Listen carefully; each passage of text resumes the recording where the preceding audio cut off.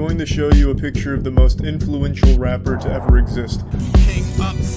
A pioneer who unfortunately was ahead of his time. Not many people remember his work nor his influence. He not only changed rap music forever, but changed our fundamental understanding of musical theory.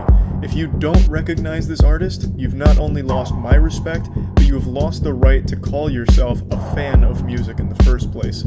This wonderful Boy Scout here who looks like he's leading a toast at a church ceremony is the genius behind the 2009 smash hit, Shawty Wanna Fuck.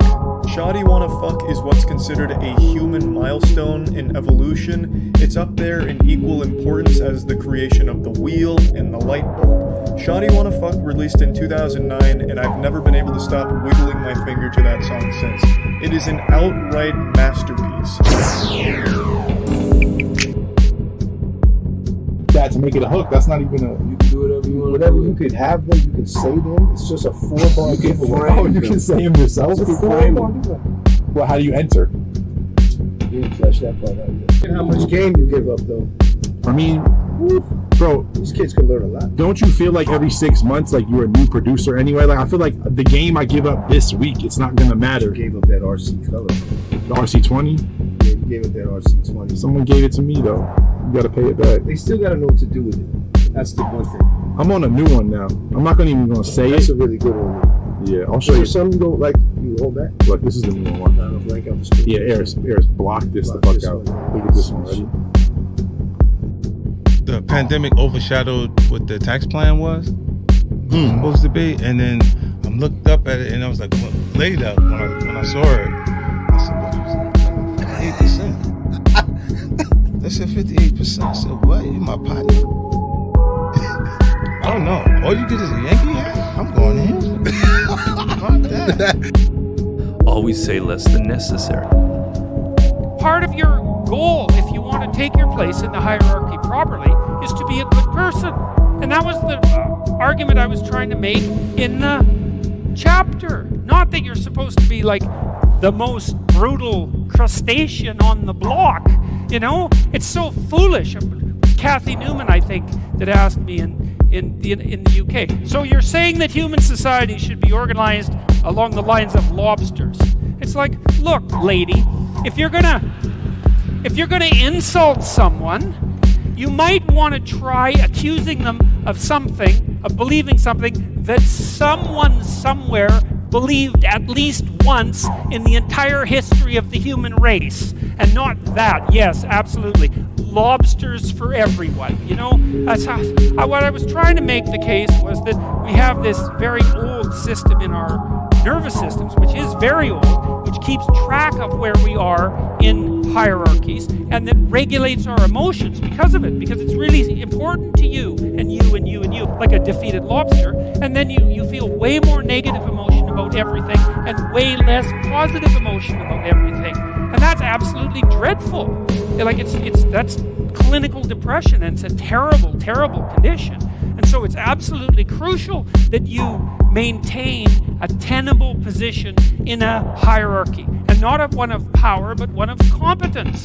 And at least even if you're not in a position that's tenable, you're moving upward towards one that's tenable, because that at least gives you hope. You know, because maybe you're young and useless, and you don't know what the hell you're doing. You're just getting started, and so you're low man on the totem pole. But it's not like you're stuck there forever. You do some decent work. I had some kid tell me the other day, it was really nice. It was just last night. It was at a comedy show I went to here, and a lot of the comedians knew us. Dave Rubin and I went in there, and so a lot of them knew us, which was quite interesting. And one of them said, God, you know, I was in a rough shape 2 years ago. I was just getting married. I just got married, and I was nihilistic as hell and depressed and bitter, and things weren't going well for me at all. And I was unemployed, and one of my friends got me a job. And he said, I didn't really like the bloody job. I didn't want to have the job. I was kind of dragging my ass to the work and not doing it well. And I listened to one of your lectures, and it said, look, if you haven't got anything going for you, but you have a job, don't quit your job.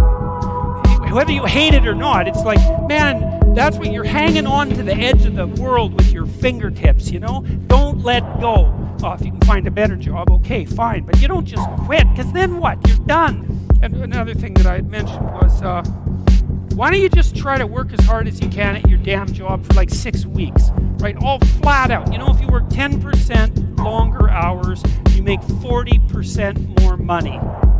That's something worth thinking about. You know, you've got a job, maybe you show up 15 minutes early and you leave 15 minutes late. You know, and you actually work and your boss notices, because he would probably notice, and then maybe someone's going to get promoted and maybe it'll be you, because something's going to tilt the scales.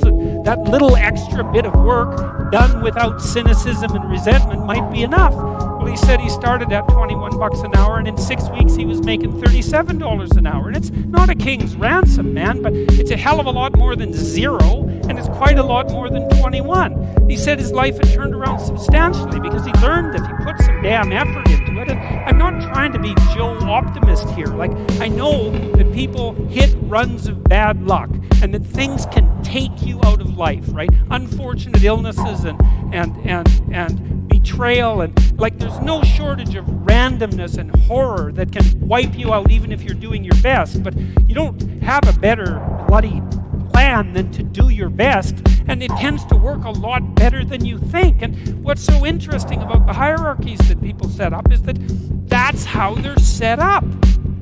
They're not set up on power. They're set up on reciprocity and skill and trust. Not always. You know, and if you're in a job where you work hard and you're a good guy and you're doing your best and your boss is a bloody tyrant and you never get a break, it's like, okay, fine. You're in a Foucault world. Get the hell out of it. You know, you get your resume set up, write your CV, fill in the educational gaps that you have, send out your 25 resumes a day, and prepare to make a lateral move because you're in a bad place. But almost everywhere, and this has certainly been the case virtually everywhere I've worked, and I've had like 50 jobs, you know, if you go above and beyond the call of duty and wake an intelligent way, interpersonally, socially, with regards to the diligence of your work, with regards to the truth of your attitude and your courage and all of that, that will work. And you know, if you try it for a year and it doesn't work, then go somewhere else, because you can, right? You're free. I mean, it's not easy. You can't just walk out the door and instantly find another job, but you're not enslaved. You could make a move. You could even decide that you're going to make a move and double your salary. You know, it's not a bad goal, and it's certainly a possibility. It's like, it isn't hierarchy. It's ethics that determines success in a functional society. It's ethics that determines success, not power. The rest of it's a bloody lie. And that doesn't mean that all our systems are perfectly ethical. You know, you got to be awake. If you're in a system, there's going to be some corruption in it. Part of what you're supposed to do is keep your damn eyes open for the corruption and your mouth speaking truth, so when the corruption starts to take root, you object to it so the whole damn system doesn't turn into a pathological power play. And that's part of your ethical responsibility as a conscious being, an ethical being, a religious being for that matter, and a citizen, you know? And you're charged with that. That's why you vote. That's why you're the cornerstone of your state, man. You're the what would you call? You're the wellspring of the ethical actions that replenish the dying world. That's what you are. That's why they need us to hate each other. We crazy as shit. In this video, we are talking about how to get high on your own supply, secreting hormones from your pineal gland using breath work. These are ancient techniques I have used for massive benefits. I will walk you step by step how to do them, and then you can do them yourself and see if it works or if it's just a mumbo jumbo. This is Clark from Refusing to Settle. Let's go. That's always the driving force of my curiosity in working with somebody is how can I push them? Because wherever I push them, it takes me. He's got his point of view on things, you know, we'll talk about some whatever, but then he'll go right in the booth and like go into his zone, and he finds those like amazing pockets, and he just stays in character, and it's awesome to watch. He's like one of my faves. Well, that's my favorite kind of artist, is like artists who are like, you know, indelibly like who they are. and they don't step outside of that. Those are the ones that last forever, you know? And those are the ones that inspire me the most. It's like, sure, you're like a pop punk artist, but who are you? And how much are you able to be consistent with